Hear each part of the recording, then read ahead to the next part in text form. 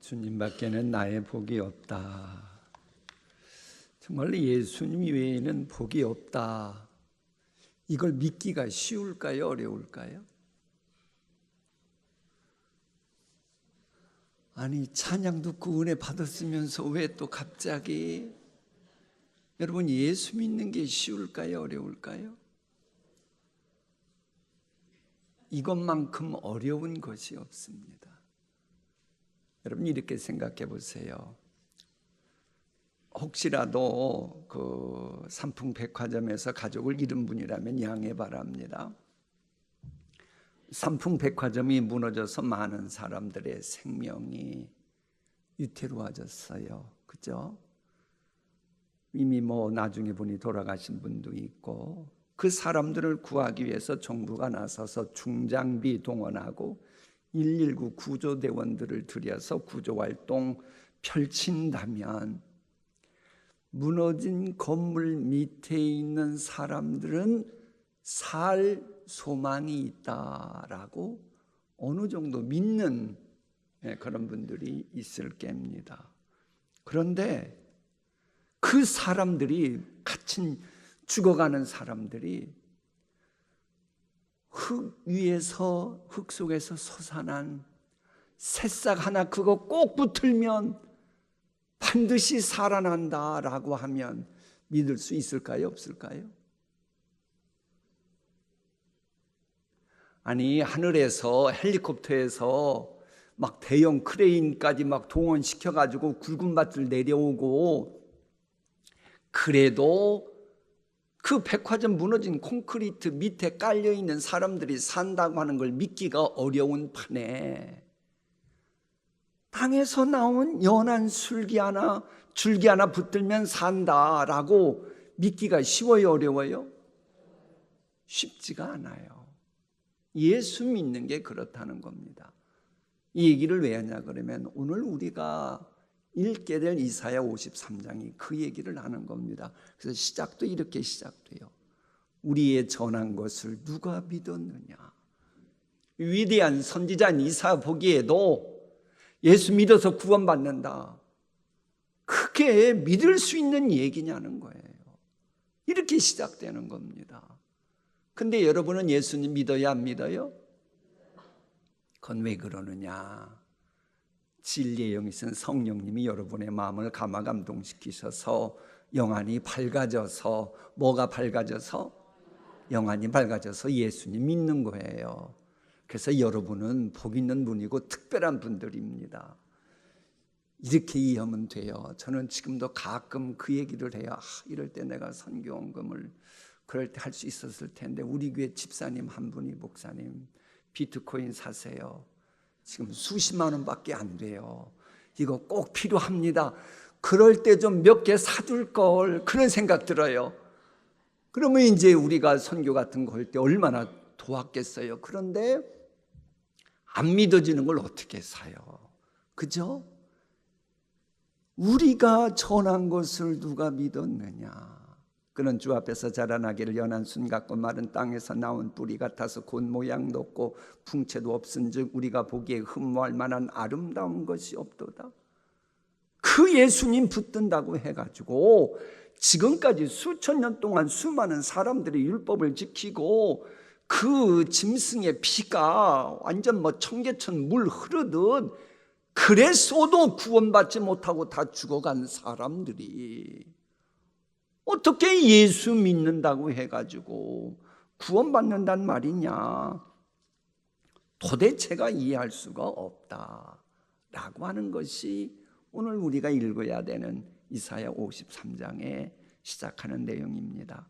물론 이제 이 말씀을 이해하기 위해서 좀 더 이해하려면 이사야 11장으로 가야 돼요. 이새의 줄기에서 한 싹이 나며 그 뿌리에서 한 가지가 나서 결실할 것이요. 자, 보세요. 지금까지 우리가 이사야 말씀 계속 상고했잖아요. 이쯤 그것과 연장선상에서 저걸 봐야 됩니다. 이새의 줄기, 이새의 아들이 다윗이고 다윗의 왕가인 그들이 범죄함으로 말미암아 바벨론의 그 공격을 받고 불에 타고, 그래서 마치 불에 태움받은 나무 같았었다는 거예요. 그런데 그 불탄 나무 밑둥이 뿌리에서 한 가지가 나서 뭐 할 것이요? 우리 예수님이 바로 그 다윗의 불타버린 것 같은 왕조의 그 한쪽에서 싹이 나서 온전히 열매 맺게 한다, 그 얘기를 하는 겁니다.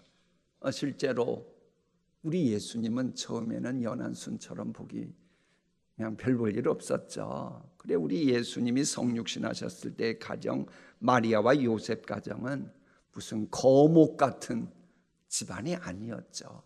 별 볼 일 없는 연한순 같은 그런 가정이었습니다.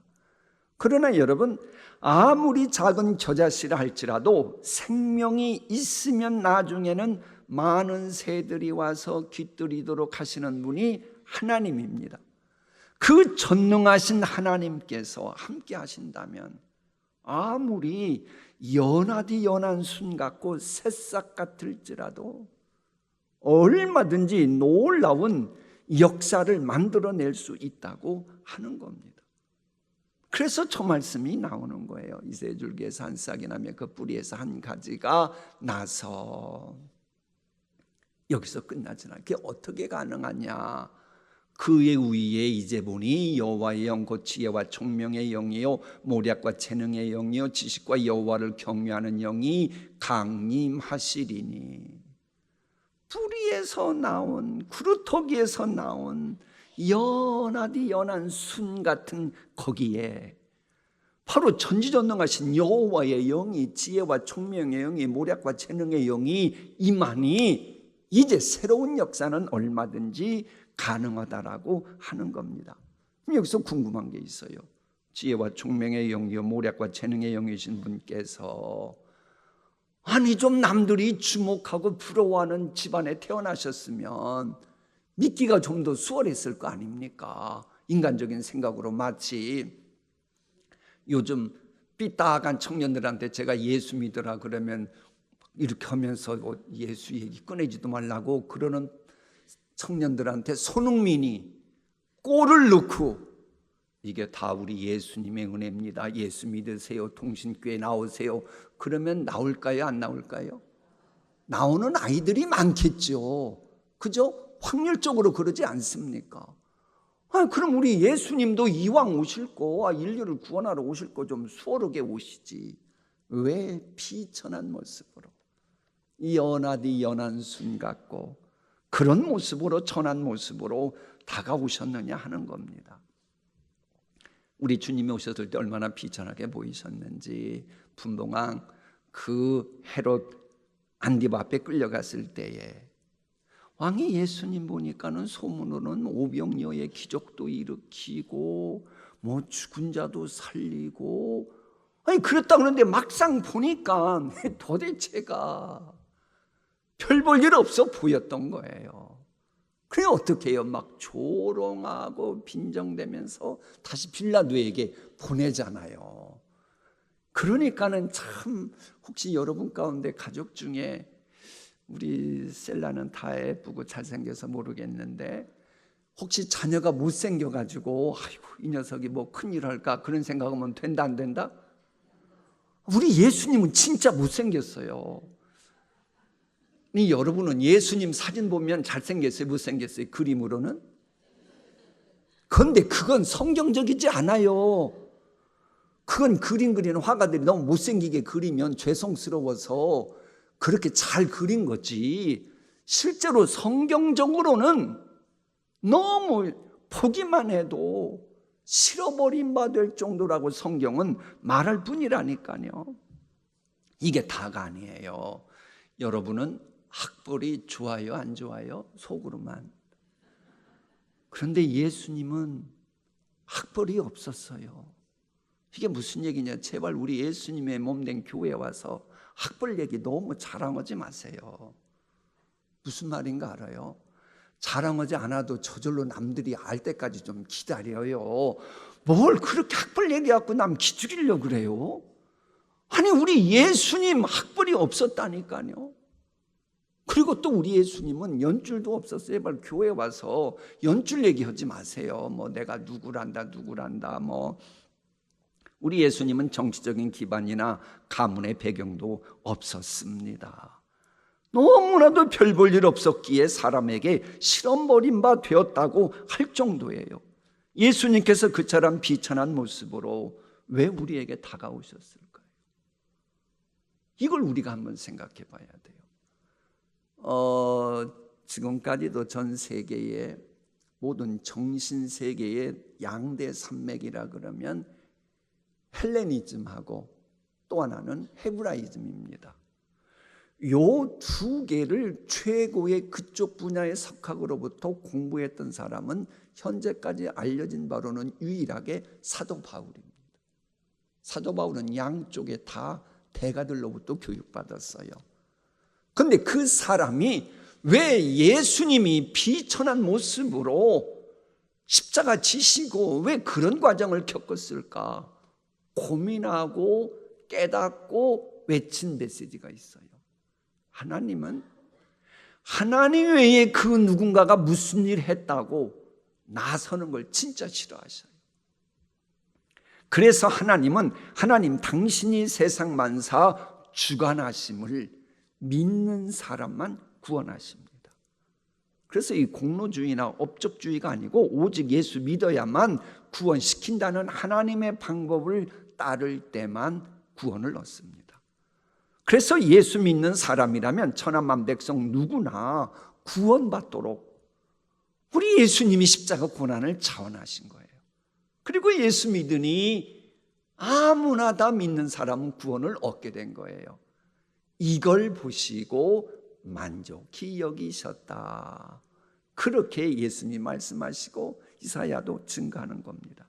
그런 맥락에서 내가 아무리 전하고 보잘것없으며 연한 순같이 상처받기 쉬운 지금 그런 삶을 살고 있을지라도 이제부터라도 주님 방법으로 신앙생활하면 여러분의 영혼도 만족하게 되면서 존귀한 인생을 하나님이 만들어 주십니다. 그런 소망을 갖게 하시는 분이 누구예요? 우리가 붙들고 있는 포도나무이신 분이 바로 예수님이시기 때문이에요. 제가 저걸 또 읽어볼게요. 랩으로 읽을까요? 힙합적으로 한번 읽어볼까요? 그가 자기 영혼에 수고한 것을 보고 만족하게 여길 것이라. 나의 의로운 종이 자기 지식으로 많은 사람을 의롭게 하며 또 그들의 죄악을 친히 담당하리로다. 그러므로 내가 그에게 누구와 함께? 존귀한 자와 함께 몫을 받게 하며 강한 자와 함께 탈취한 것을 나누게 하리니 이는 그가 자기 영혼을 버려 사망에 이르게 하며 범죄자 중 하나로 헤아림을 받았음이니라. 왜? 내가 범죄자 중 하나로 헤아림 받을 예수님이 대신 담당하셨으니까. 그러나 그가 그래서 많은 사람의 죄를 담당하며 범죄자를 위하여 기도하였느니라. 우리 예수님은 오늘도 지금 이 시간도 수요기도에 참석하신 여러분 한 분 한 분을 위해서 하나님 보좌 우편에서 중보기도 하고 계심을 꼭 믿으시기 바랍니다. 자, 이렇게 존귀하신 예수님을 마음에 품으면 아무리 시작이 미약할지라도 창성해지는 게 당연하겠지요. 그래서 이사야 53장 말씀을 뿌리로 해서 그 결과가 점점 창성해진다는 거 하는 것이 이사야 54장 다음 장에 나옵니다. 오늘은 이 두 개를 다 읽게 될 거예요. 이것을 이렇게 이해하면 좋아요. 어떤 돈 많은 분이 돈이 너무 많아가지고 자기 아들, 딸에게는 과외를 시켜도 최고의 일타 강사에게 부탁해가지고 개인 과외를 시켰어요. 그러니까 공부를 잘할까요? 못할까요? 상식적으로 그 정도면 공부 잘합니다. 명문대도 갔어요. 그런데 문제는 너무 그러느라고 사람답게 살아야 될 인성교육을 못 시켰어요. 그러다 보니 얘가 얼마나 똑똑하고 잘났는지 부모가 감당을 못하는 거예요. 살아야 될 도리를 가르치지 못하다 보니 그 교육시킨 부모는 돌아가시는 순간까지 그 자식 때문에 고생하고 마음고생하고 후회하며 지냈어요. 그런데 어떤 아가씨는 돈이 없어가지고 너무 가난하니까 남이 데려가지도 않네. 그래가지고는 결혼도 아주 늦게 했어요. 결혼 늦게 했어요. 그리고 이제 아이를 가져도 늦게 가졌어요. 그런데다가 얘기 낳고 얼마 지나지 않아서 남편이 그만 돌아가셨어요. 그러다 보니 아무개는 그 고액과외 시켜도 돈 없으니 과외시키지도 못하고 그저 날품팔이 하면서 그저 예수님 이름 붙들고 신앙교육만 시켰어요. 그러자 하나님이 신앙교육 시키는 거 보고 그래 그럼 내가 책임질게 혹은 하나님이 그 애를 양육시키기 시작했어요. 학원도 못 다니는 애가 시간이 지나면서 빛을 발하는데 사회의 지도자가 됐어요. 좀 아멘들 좀 해요. 우리 교인 가운데 그런 애 임해야 될 분이 있으니까. 그럼 그럴 때 주변 사람은 뭐라고 말하겠어요? 그 돈이 없어서 결혼도 늦게 하고 아기도 뭐 간신히 가졌고 남편도 죽고 그런 사람이지만은 당신은 복된 여인입니다. 그러지 않겠어요? 오늘 말씀이 그렇게 시작한다는 거예요. 잉태하지 못하며 출산하지 못한 너는 노래할지어다. 산고를 겪지 못한 너는 외쳐 노래할지어다. 이는 홀로 된 여인의 자식이 남편 있는 자의 자식보다 많음이라. 여호와께서 말씀하셨느니라. 내 장막터를 넓히며 내 저수의 휴장을 아끼지 말고 널리 펴되 너의 줄을 길게 하며 너의 말뚝을 견고히 할지어다. 저 말씀의 배경은 그런 거예요. 지금까지 우리가 이사야 봤던 것처럼 이스라엘이라고 하는 나라가 그 바벨론의 공격을 받고 완전히 초토화되어 버렸죠. 그리고 바벨론 포로 생활했죠. 바벨론 포로 생활하면서 그야말로 상황이 처참해졌지요. 진액이 다 빠졌지요. 그 상태로 이제 70년 지나 귀환했는데 귀환해서 돌아오보니 예루살렘 역시 불이 타버렸고 느헤미야가 우리가 그때 상고했던 것과 같아요. 돼버렸고 땅은 황폐해질 대로 황폐해진 겁니다. 바로 그처럼 불에 타버린 나무에 그루터기지만 새싹이 날 것을 바라보고 그걸 바라보고 이제는 내 저수의 휴장 아끼지 말고 장막 더 넓히고 말뚝을 견고히 믿음으로 박으라고 말씀하시는 겁니다. 그러니까 우리 십자가의 죽으심과 부활을 믿는 사람들은 현재 내 상황이 아무리 처참해도 항시 소망을 가지고 믿음의 행보를 해야 합니다. 그렇게 믿을 수 있는 근거가 무엇이냐? 이걸 이사야 54장은 설명을 해요. 황폐한 성읍들로 사람 살 곳이 되게 하실 하나님, 그리고 사슴이 시냇물 찾듯이 하나님을 찾는 심령이라면 다시는 너를 책망하지 아니하기로 맹세하신 하나님이라는 거예요. 그런 하나님을 좀 믿는다면 믿음을 가지고 다시 부활신앙 가지고 전진하라는 겁니다. 그러면서 이제 갑자기 노아 이야기가 나와요. 아니 이사야 54장에 왜 갑자기 노아 이야기가 나오냐? 조금 전에 맹세하셨다라고 하는 말씀과 연결이 되는 거예요. 노아 홍수 때 사람들이 죄를 짐으로 말미암아 하나님이 물로 심판을 하셨잖아요. 말 그대로 싹쓸이 하시다시피 했지요. 오직 믿음으로 살았던 노아 가정만 구원받지요. 그때 하나님이 주신 약속이 내가 다시는 물로 땅을 심판하지 않는다라고 약속하시고 지키셨지요. 이처럼 하나님께 돌아온 자들이라면 하나님은 다시는 책망하지 않겠다는 거예요. 책망하시는 일보다는 은혜와 사랑 가운데 인도하시는 쪽에 초점 모아진다는 거예요. 어떻게 하면은요? 하나님께 돌아오면, 아무리 문제가 많아도 하나님께 돌아오면 하나님의 초점은 또 혼나야 돼 이렇게 말씀을 해주실지언정 하나님의 최종 초점은 은혜와 사랑으로 인도하시는 쪽이다라고 하는 겁니다. 또 과거의 수치를 잊을 만큼 회복의 은총도 베푸신다는 거예요. 그래, 오늘 이 시간 그렇게 하실 하나님 믿고 기도의 지경을 넓히는 우리가 되어야 돼요. 진실로 우리가 믿음의 그루터기의 새싹이신 예수님이 이름 붙들면 세상 상식으로 도저히 믿기지 않을 일도 믿어지면서 경험하게 돼요. 그러면서 주님의 주시는 말씀이 원수 대적을 물리치고 견고한 반석 위에 세워진 집 같은 인생 만들어 주신다. 그런 너를 누가 해코지 하려고 그러면 하나님이 가만 안 두시겠다. 그러면서 이사야 54장이 끝나요. 자, 한번 끝부분 교독하고 마치겠습니다. 너 곤고하며 광풍에 요동하여 안위를 받지 못한 자여 보라.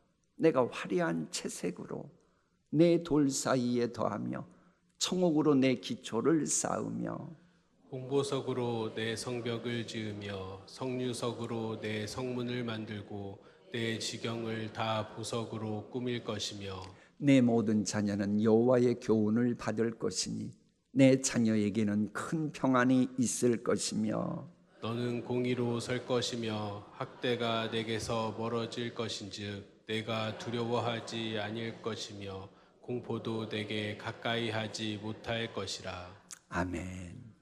이 복을 사모하되 여러분도 여러분의 자녀들도 뿐만 아니라 우리 서로의 자녀들도 이 복을 누릴 수 있도록 중보기도하는 오늘 이 시간 되었으면 좋겠습니다.